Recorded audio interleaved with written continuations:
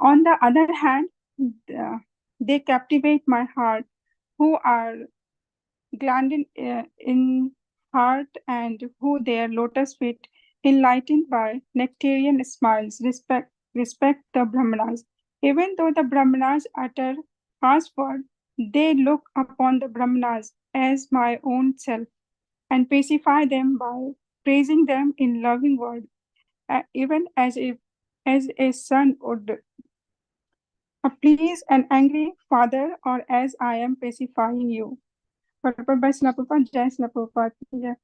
It has been observed in many instances in the Vedic scriptures that when the Brahmanas or Vaishnavas curse someone in an angry mood, the person who is cursed does not take it upon himself to treat the Brahmanas or Vaishnava in the same way. There are many examples of this. For instance, the son of Kuvera, when cursed by the great sage Narad, did not seek revenge in the same harsh way, but submitted. He also went here also when Jaya and Vijay were cursed by the four Kumaras, they did not become harsh towards them. Rather, they submitted. That should be the way of treating Brahmanas and Vaishnavas. One may sometimes be faced with a grievous situation created by a Brahmanas, but instead of meeting him with a smile mood, one should try to pacify him with a smiling face and mild treatment.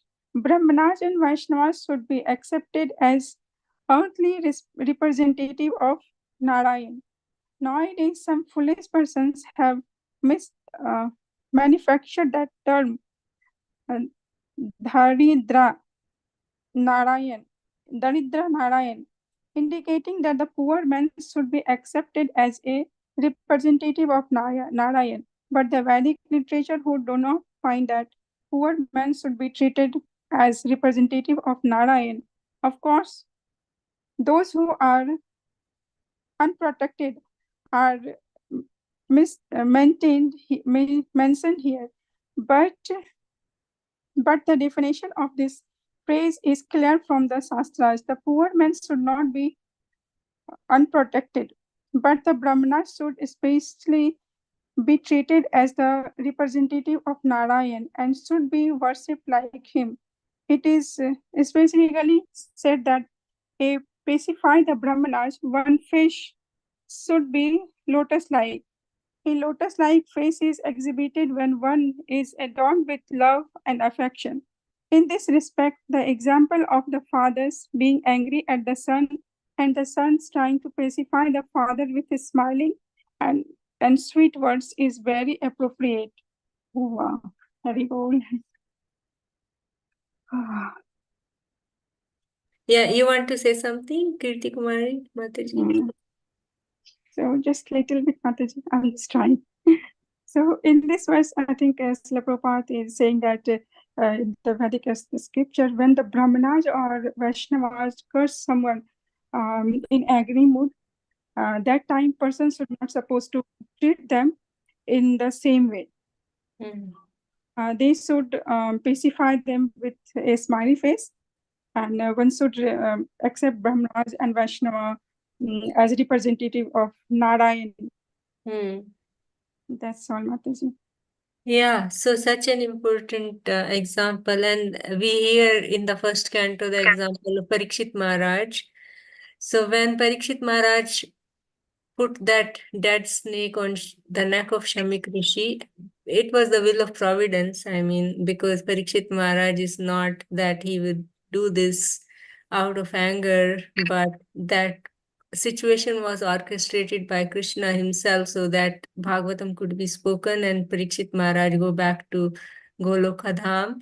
So Shamik Rishi's son Shringi, he cursed Parikshit Maharaj. Parikshit Maharaj could have reversed that curse and he could have spoken many bad words and everything. He could have gotten angry, but he did not. He took the curse as the will of the Lord, as the will of the providence, and he reflected on that and he said that I did something wrong by putting the dead snake on the neck of a sadhu.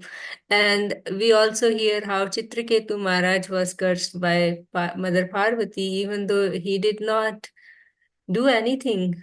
He just was praising Lord Shiva, and he took it as a blessing, basically. And then in this pastime that Srila Prabhupada is quoting in the verse, in the purport, Nalakuvera and Manigriva, they were cursed by Narad Muni. But actually, that was not a curse.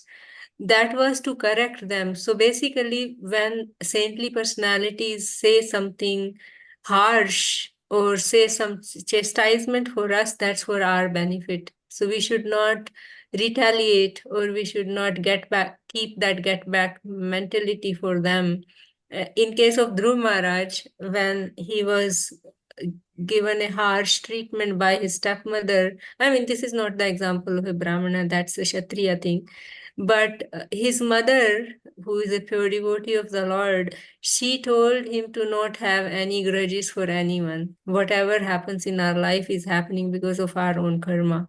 She told, even though a 5-year-old was being treated so harshly by her step wife, what do you call? Co-wife, yeah, co-wife.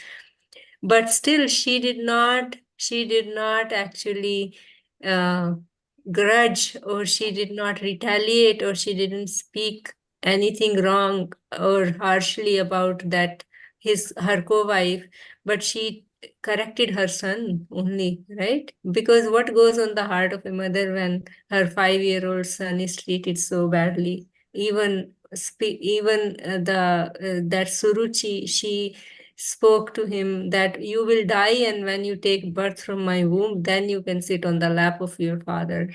What to speak of on the throne, right? So yeah, so when some harsh words come from some saintly personalities, Brahmanas and Vaishnavas, we should see actually it is actually coming from Krishna, and how it's not a curse or harsh word, it's for my benefit actually, right? Yeah. All right. So it's so wow. Krishna is speaking that they captivate my heart, who are gladdened in heart, and who their lotus face is enlightened by nectarian smiles, respect the Brahmanas, even though the Brahmanas utter harsh words.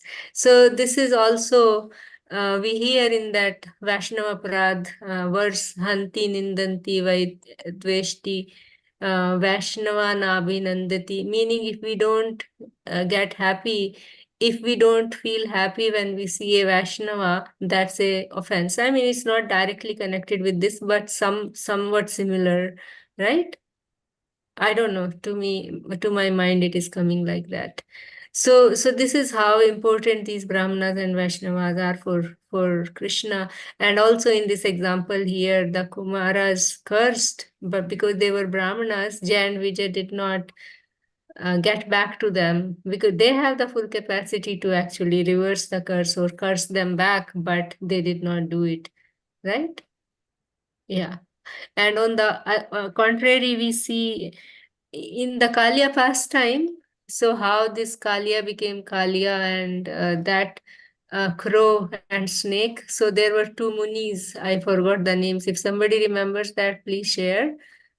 Somebody remembers the names of the those yogis who in the I forget, Kalia, like, Mataji. huh? Yeah, I forget. I forget, but I can find Yeah. out.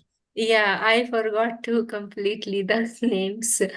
Yeah, so yeah, it's not even coming to me at all. Yeah, so they cursed each other actually. So one said there is no place. One rishi was doing his tapasya, and then the other came, and the other wanted a space too.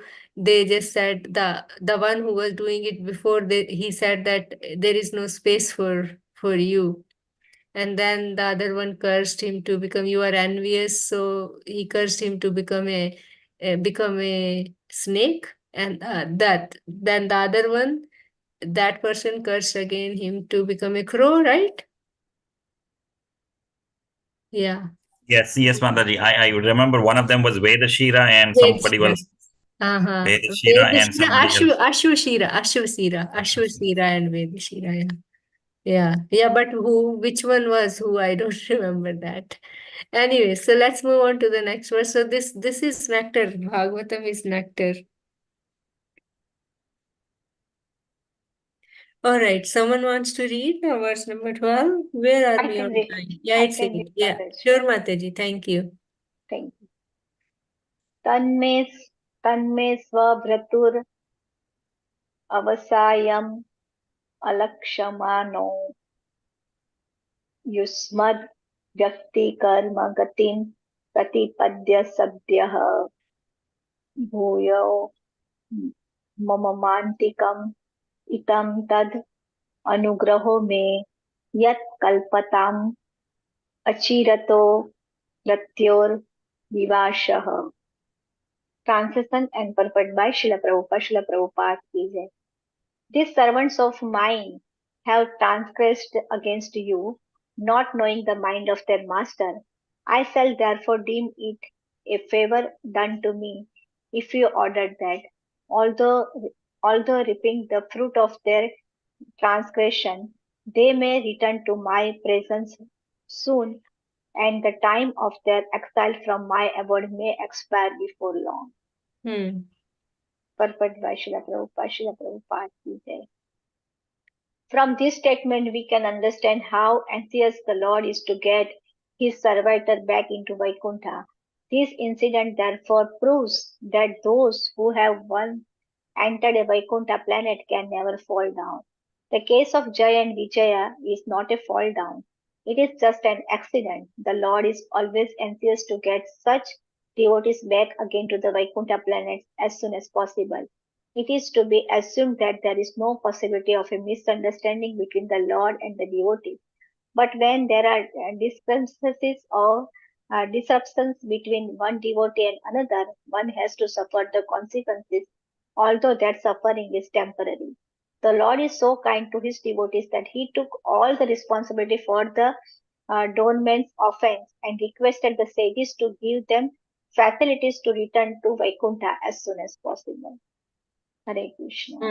Hare Krishna, Mataji, you want to say something? Yeah, so now the Lord is so kind.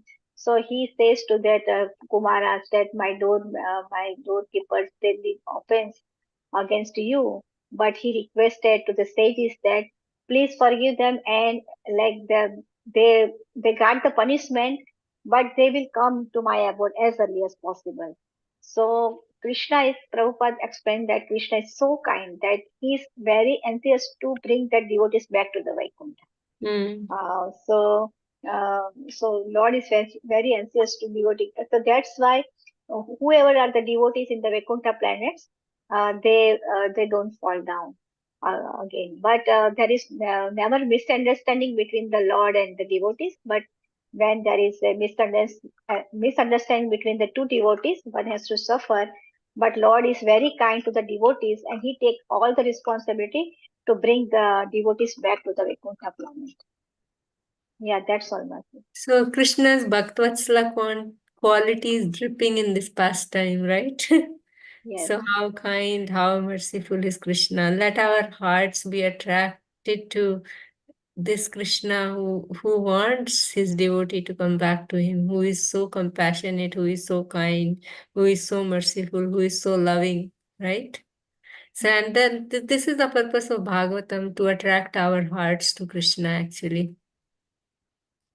Yeah, and actually, one thing I want to share. So, in second Canto's third chapter, we heard that verse that heart is steel framed, which does not melt when the ecstasy takes place, right? When we chant and hear and all that, but our hearts doesn't melt. So that is steel framed heart. So this Bhagavatam has the capacity to move our hearts. That's what is happening right now in these two chapters, especially. I mean, even in first canto, there were so many things that were heart melting. Queen Kunti's prayers, Bhishma Dev prayers, Krishna protecting Parikshit Maharaj in the womb of Uttara. All that is heart melting stuff, and this is even more. So let's all capture these Bhaktavatsala pastimes of Krishna, and let our hearts melt, and let these things attract our hearts to Krishna so much that we can chant the holy name uh, with some devotion, some feelings, right? Because all these pastimes, what are they creating? They are creating some attraction, some feelings in our heart for this Bhaktavatsala personality, supreme personality of Godhead, who is the source of everything, and whose the water that has washed the lotus feet of the Lord sanctifies the whole universe, and he wants to take the dust of the lotus feet of his devotees, right? So where will we find such a master? Yeah, so let all these pastimes melt our hearts. All right, so let's move on. 8, 6. Yeah, we can read some more. Someone, oh, this is just the translation we can read. Someone wants to read, and then the next verse. I can read, Mataji. Just the Yeah. translation, right? Yeah, and then next verse Yeah. probably. Yeah, holding. Yeah. Translation by Prabhupada. Prabhupada Ki Jai. Brahma continued, even though the sages had been bitten by the serpent of anger, their souls were not satisfied with hearing the Lord's lovely and illuminating speech, which was like a series of Vedic hymns. Text 14. Satim Vyadaya Shrivanto Lagvim Guru Artha Ga Varam Vigahai Gada Gambhiram Na Vidustat Chikshitam. Translation and purport by Srila Prabhupada. Srila Prabhupada Ki Jai. The Lord's excellent speech was difficult to comprehend because of its momentous import and its most profound significance. The sages heard it with wide open ears and pondered it as well. But although hearing, they could not understand what he intended to do. Purport: it should be understood that no one can surpass the Supreme Personality of Godhead in speaking. There is no difference between the Supreme Person and his speeches, for he stands on the absolute platform. The sages tried with wide open ears to understand the words from the lips of the Supreme Lord, but although his speech was very concise and meaningful, the sages could not completely comprehend what he was saying. They could not even comprehend the purport of the speech or what the Supreme Lord wanted to do. Nor could they understand whether the Lord was angry or pleased with them. Haribol. So, yeah, Mataji. So Brahmaji is continuing because he's telling this story to the demigods.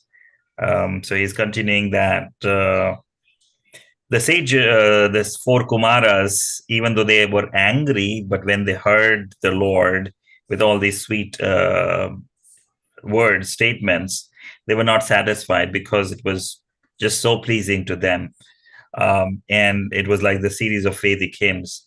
But they were they were listening with intent, they were listening with their ears wide open, but they could not understand the complete purport of what the Lord was trying to do, whether he was angry or pleased with them. And we also hear that Krishna's name and Krishna's form is the same, and Krishna's even speech is the same because he is on the absolute platform. So what Krishna is saying is Krishna itself, because he's on the absolute platform. So it's not easy to understand what is Krishna trying to say.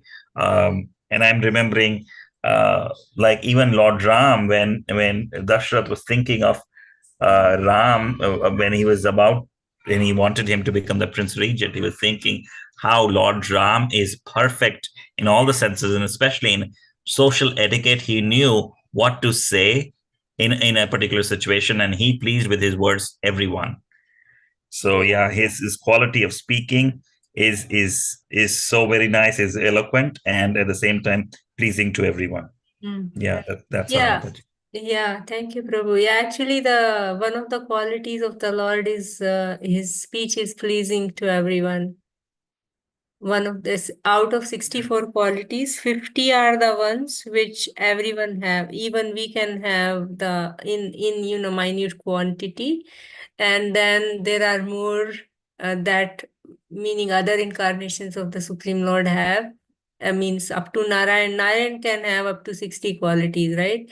And then the last four are the ones which only Krishna have. So out of even this is actually out of the for first 50, which even the living entities can have, the speech being very pleasing, Krishna's speech being very pleasing, and that's what it is here. Even though they were angry, but they were not satiated, means they could have heard more and more from the Supreme Lord, right? Yeah, and then I'm also thinking one more thing. That's here Srila Prabhupada writes that they couldn't comprehend the purport of the speech. What did the Lord wanted them to do? So I'm just thinking about in Bhagavad Gita also Krishna says that neither the host of demigods or rishis can understand him, right? Because I am the source of them. Yes, Yeah, and we cannot understand. Even Bhishmadev says we cannot understand the plan of the Lord. But here, within this pastime, Krishna is fulfilling so many purposes. That another quality of Krishna is he is daksha, means expert, meaning by doing one thing, he is addressing so many other things. He is teaching by his own example, and he is teaching the importance of Brahmanas and Vaishnavas. He is teaching that when you feel offended, then you shouldn't curse. Actually, even though he's speaking in the favor of the Kumaras, but actually Krishna is teaching, even when you feel offended, you should not curse, right? So, see, I mean, this is Krishna is very smart. He's so super smart. He is taking their favor, but he is teaching them what you did is not right, actually. Right? That's what he is teaching. Wow, Krishna, you are so amazing. Oh my God. It's 8:12, so I think should we switch or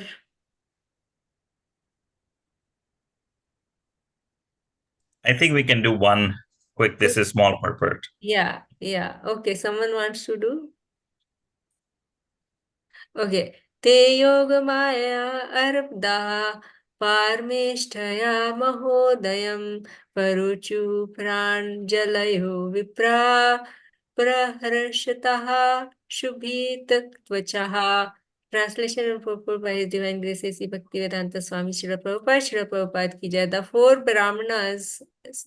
Brahmana sages were nevertheless extremely delighted to behold him, and they experienced a thrill throughout their bodies. They then spoke as follows to the Lord, who had revealed the multi glories of the Supreme Personality through his internal potency Yogamaya purport. The sages were almost too puzzled to speak before the Supreme Personality of Godhead for the first time, and the hairs on their bodies stood erect due to their extreme joy. The highest opulence in the material world is called Parmishtaya, the opulence of Brahma. But that material opulence of Brahma, who lives on the topmost planet within this material universe, cannot compare to the opulence of the Supreme Lord, because the transcendental opulence in the spiritual world is caused by Yogamaya, whereas the opulence in the material world is caused by Mahamaya. So basically, yeah, so how the Kumaras were so thrilled to see the opulence and beauty and Krishna's expertise, actually. Their hairs were standing on end. Yeah, and then they started to speak. The Lord has revealed there the multi glories of the Supreme Personality through his internal potency, Yoga Maya. And then very nicely, Srila Prabhupada is mentioning here that the opulence in material world is the display by the Mahamaya, means the material energy, but in spiritual world it is Yoga Maya, right? Mahamaya. All right, so now I think we should switch. Anybody wants to say anything?